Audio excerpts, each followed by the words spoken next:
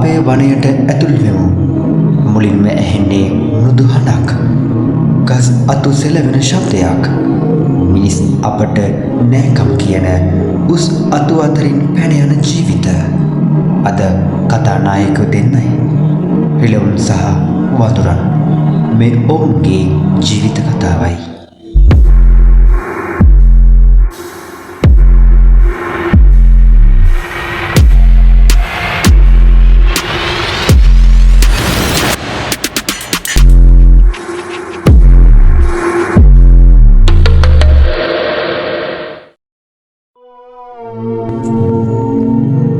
රිලවා මිනිසාට සමීප වූ වනයේ නාගරිකයා. රිලවුන්ගේ බුද්ධිය හරි අපූර්වයි. අපේ හැසිරීම් නිරීක්ෂණය කරමින් ඔවුන් ඉතා ඉක්මනින්ම අපේ ලෝකයට හුරු වෙලා කසල කුඩවලින් ගෙවතුවලට පැන පොල්ගස් වැනි දේ මේවා ඔවුන්ට අලුත් ආහාර මාර්ග වුණා. ඔවුන්ගේ මුල් වාසස්ථාන වුණේ වනයේ ගස් අතරයි. නමුත් අද ඔවුන් ආහාර සොයා එන්නේ මිනිස් ගම්මාන නගර සහ වගාබිම් වෙතටයි. රිලවකුගේ බර සාමාන්‍යයෙන් කිලෝග්‍රෑම් 8-10ක් අතර වෙයි. ගැහැණු ළමුන්ට ඒ ටිකක් අඩුයි. ඔවුන්ගේ ආයු කාලය වසර 15-20ක් අතර වෙයි. වනයේදී ආහාර ලෙස ඔවුන් භාවිතා කරන්නේ විවිධ පළතුරු වර්ග, ගස්වල කොළ, මල් සහ කුඩා කෘමීන්. නමුත් නාගරික රිලවුන් අලුත් රසයකට හුරු වුණා. අපි කන කඩ කෑම, බිස්කට්, බත් සහ කසල කූඩවලින් ලැබෙන ආහාර. ඒකෙන් ඔවුන්ගේ සෞඛ්‍යයත් හැසිරීම් රටාවත් වෙනස් වෙලා. රිලවුන් කණ්ඩායම් ලෙස ජීවත් වෙනවා. රිලා නායකයා වටපිටාව බලමින් ආරක්ෂාව දෙනවා. එක් පිරිමි සත්වයෙකු සහ ගැහැණු සත්වෙන් සමූහයක් ලෙසින් සිටී. ඔවුන්ගේ බව කිරීම් කාලය මාස 6කට ආසන්නයි. ගැබ් කාලය අවසානයේදී පැටවා ගසක් උඩ උපත ලබන අතර මව්රිලවා පැටවාව සති 8-12ක් පමණ ඉතා ආදරයෙන් රැකවලා ගන්නවා. නමුත් ඔවුන්ගේ ගැටලුව නම් මිනිසායි. වගාබිම් විනාශ කිරීම, ගෙවතුවලට ඇතුල් වීම නිසා රිලවුන් බොහෝ විට මිනිසුන් සමග ගැටුම් පවත්වනවා. වෙඩි තැබීම්, විද්‍යුත් රැහැන සහ මිනිස් පියවැත්වීම්, මේ සියල්ලම ඔවුන්ට මරණීය තර්ජනයක්. ඒත් විසඳුමක් තියෙනවා. අපේ කසල නිසි පරිදි බැහැර කිරීම, රිලවුන්ට ආහාර නොදීම, ඔවුන්ට වනයේ ජීවිත යථාර්ථයක් බවට පත් කරලා අපේ වගකීම ඉටු කරමු. රිලවුන් වගේම තවත් ගස් මුදුන්වල ජීවත් වෙන සත්වයෙක් සිටේ. ශ්‍රී ලංකාවේ අභිමානවත් වනයේ රජතුමා කළුවඳුරා. ගස් උඩ උස් අතු අතරින් පැන යන කළුවඳුරා අපේ දේශයටම ආවේනික ලෝකයේ වෙන තැනක නැති සත්වයෙක්. කළුවඳුරන්ගේ විවිධ උපවිශේෂ 4ක් තියෙනවා. අංක 1 සෙම්නොපෙතිකලස් වචුලස් නෙස්ට්‍රා කොළඹ අවට ප්‍රදේශවල දක්නට ලැබේ.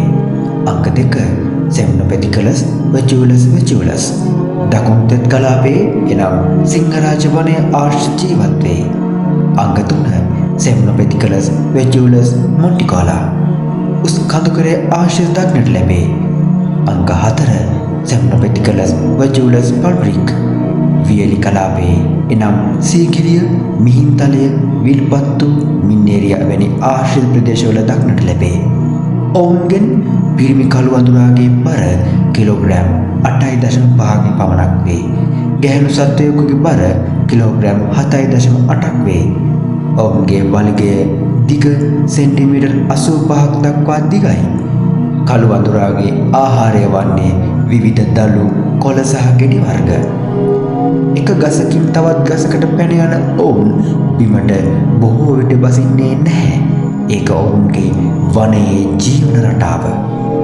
ගැබ් කාලයේ දින 195-210ක් අතර වේ. පැටව් උපන් පසු සති 12-20ක් තෙක් මව් සත්වයා ඔවුන් සමග ඉතා ආදරයෙන් සිටී. ආයු කාලය වසර 10-12ක් අතර වේ.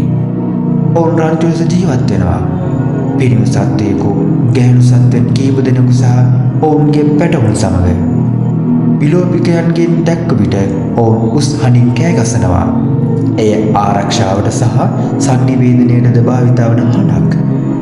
වනය ඔවුන්ගේ ස්වභාවික සතුරෝ කොටියා සහ රාජලියා. නමුත් නාගරික ප්‍රදේශවල නම් බල්ලන් සහ මිනිසා තමයි ප්‍රධානම තර්ජනය. අවාසනාවකට විදුලි සැරවැදීම, රියානුතුරු වායු රයිෆල් වෙඩි තැබීම නිසා කළු වඳුරන්ගේ ග්‍රහණය වසර 36ක කාලයකින් 80%කටත් වඩා අඩු වුණා. එනිසාම ඔවුන් IUCN රතුදත්ත පොතේ දැඩි ලෙස වඳවීමේ තර්ජනයට ලක්ව ඇත ලෙස සඳහන්. අපට හැකි දේ තවමත් තියෙනවා. කළු වඳුරන්ට මාර්ග ඉනිමක් සෑදීම, විදුලි රැහැන් ආවරණය කිරීම, ඔවුන්ට හානි කිරීම, නීති විරෝධී කරලා නීතිය ක්‍රියාත්මක කිරීම. රිලවටත් කළු වඳුරටත් එකම අවශ්‍යතාවයයි තියෙන්නේ. ඒ නිවස් සහ ආහාර, නිසංසල වනයක්. ඔවුන්ගේ හඬ අපේ වනයේ හඬයි. වනය අපේ සොඳුරුම උරුමය. රිලවටත් කළු වඳුරටත් ඒ වනයේ හඬත් එක්ක සදා ජීවත් වෙන්න අපි උදව් කරමු, රැකගනිමු. මේ වගේ තවත් වන මිතුරෙකු සමගින් ලස්සන වීඩියෝකින් හම්බෙමු. වීඩියෝ හොඳයි නම් සබ්ස්ක්‍රයිබ් කරන්න, ලයික් කරන්න, ෂෙයා කරන්න. වනයේ හඬින් හම්බෙමු. ඔබට සුබ දවසක්.